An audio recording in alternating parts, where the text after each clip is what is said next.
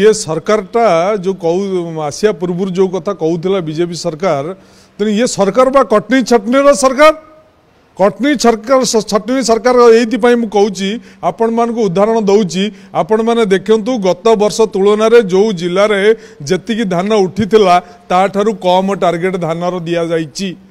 एवं जो चाषीटी 2 एकर जमी चाष करूला 30 क्विंटाल धान दवापाई से सुजोग पाऊला बर्तमान ताकती 10 क्विंटाल धानर टोकन जाइए सरकार एणे कहते आम धान रेट 3100 टका गलु किंतु चाषी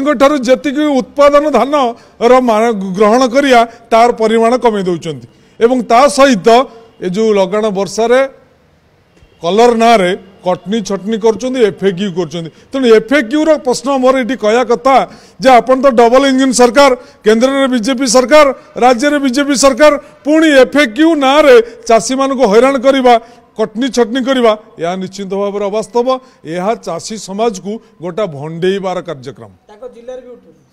जिले में उठी पार नहीं